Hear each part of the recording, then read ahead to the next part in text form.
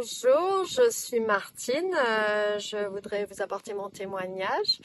Alors, j'ai rencontré Violetta dans des circonstances, on va dire, basiques, c'est-à-dire que j'ai une maison à Cap-Breton et je loue une chambre pendant la saison estivale. Donc, Violetta s'est présentée comme n'importe quel locataire et pour passer un court séjour à la maison. J'avais aucune idée de ce qu'elle pouvait faire dans la vie parce que c'est pas un sujet que j'aborde avec mes locataires. Donc on a commencé à discuter et c'est là qu'elle m'a fait part de son expérience et de sa fonction, on va dire. Alors à titre personnel, j'ai pas une grande connaissance de tout ce qui est spiritualité. Voilà, on m'a tiré quelques fois des cartes, ce genre. J'ai eu 2-3 fois des séances avec des énergéticiennes. Donc, je suis pas quelqu'un de très averti là-dessus. Donc voilà, on avait des conversations classiques, mais je suis quand même très curieuse.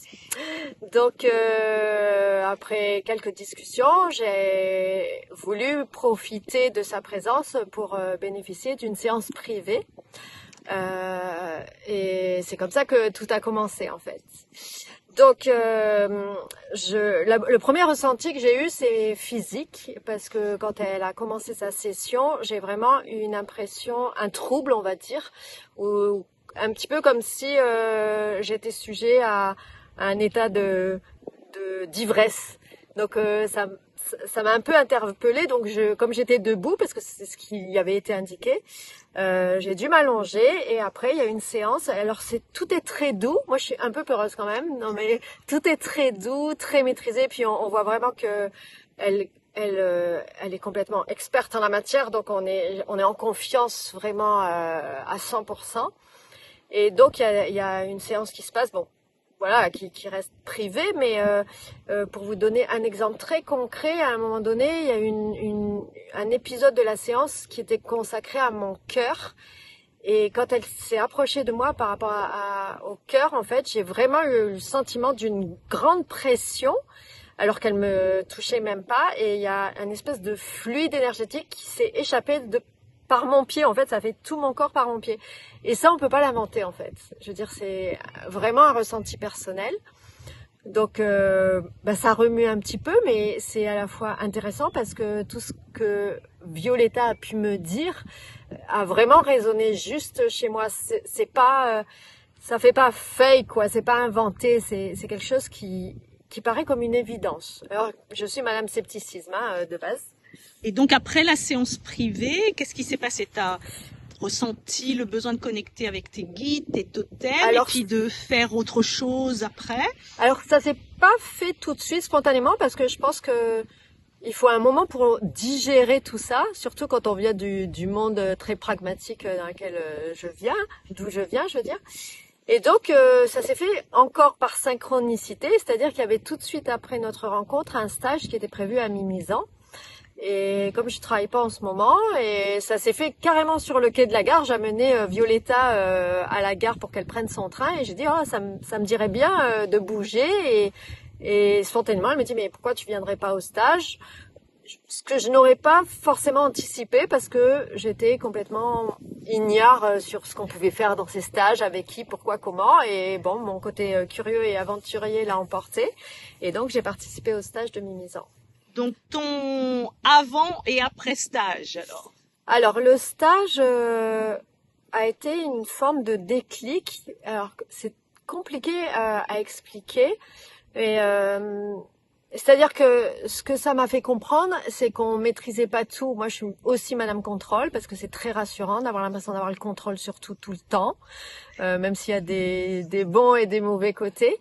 Et par exemple, dans le stage, on a eu une séance au sujet de tout ce qui est transgénérationnel, nos ancêtres, etc. Et pendant une séance en particulier, je me suis mise à pleurer. Et je ne suis pas ce qu'on appelle une pleureuse. D'ailleurs, je suis pas émue facilement. Je jouais le jeu sans être complètement convaincue. Et cette séance, ça a été vraiment une forme de révélation. C'est-à-dire, il se passait quelque chose vraiment que je maîtrisais pas et pour lequel Violetta était l'orchestre, le chef d'orchestre, j'ai envie de dire. Donc ça m'a quand même remué. Et ce qui était très intéressant aussi, c'est que comme on avait des périodes de vie avec les autres personnes, c'est-à-dire manger, discuter, rire, on se rend compte que c'est des personnes comme vous et moi, avec qui on a plus ou moins d'affinité. Enfin bon, c'était très humain en fait, très très agréable, et toujours des personnes bienveillantes. Donc pourquoi aussi as-tu envie d'expérimenter cette session privée, puis ce stage à ce moment précis de ta vie, Martine? Alors c'est très simple. Techniquement, je suis pas toute jeune, hein, j'ai passé 55 ans. J'ai arrêté un CDI de plein gré fin juillet parce que je trouvais que la situation professionnelle que je vivais était plutôt toxique et m'atteignait vraiment sur tous les plans. Donc c'était un acte volontaire, et donc j'étais entre deux à dire qu'est-ce que je fais maintenant en gros. Pourtant j'ai changé de travail, j'ai vécu à l'étranger, donc je suis habituée au changement, mais là je sentais que c'était pas une décision anodine. Et le fait peut-être d'avoir été plus sujet à m'intéresser à une autre alternative comme celle que propose Violetta, c'est comme si je m'étais enlevé un voile sur les yeux, le voile de la sécurité, de la peur de la société, du on-dit, de ce que je suis, de ce que les gens, comment les gens me voient, etc. Et cette expérience m'a appris à patienter, à comprendre les signes quand ils se présentent, à voir les synchronicités, à les vivre telles qu'elles sont, et pas à trouver d'explication le pourquoi, le comment. J'ai quand même refusé 2 emplois jusqu'à maintenant, alors que ma sécurité matérielle m'amènerait plutôt dans la vraie vie à prendre tout ce qui se présente.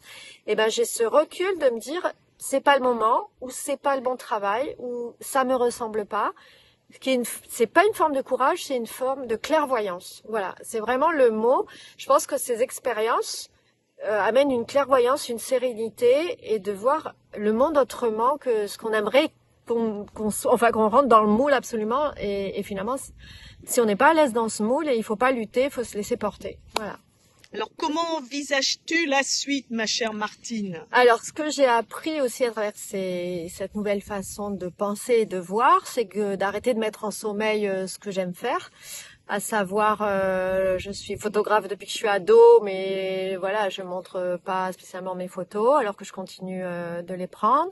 Je me suis je me suis reconvertie il y a 6 ans pour savoir faire des massages, et là je vais remonter ma micro-société parce que je sais que j'étais douée pour ça, et que pour X raisons, j'ai mis ça en sommeil.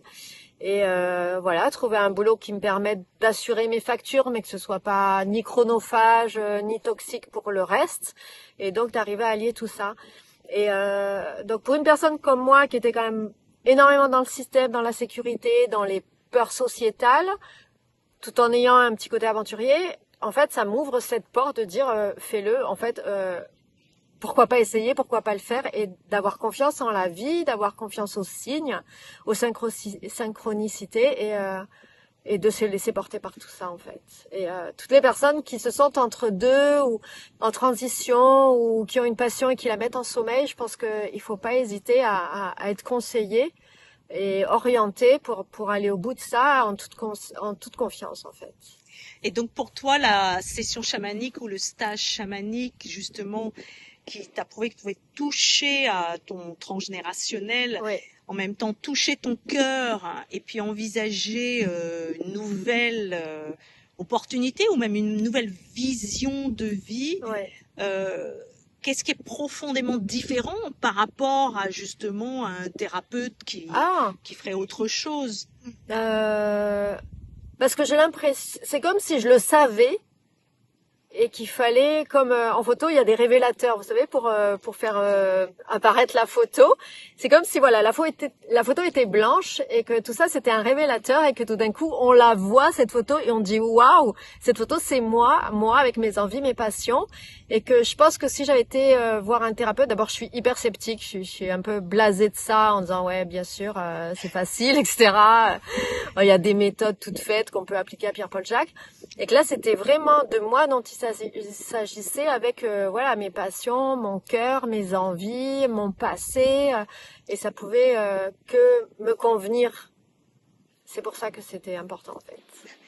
Merci Avec Martine. Ici à la plage d'Anglette, ciel bleu et soleil. Et donc tu vas voir la vie comment à partir d'aujourd'hui? Positive. Super. Positive et merveilleuse. Merci. Merci à toi.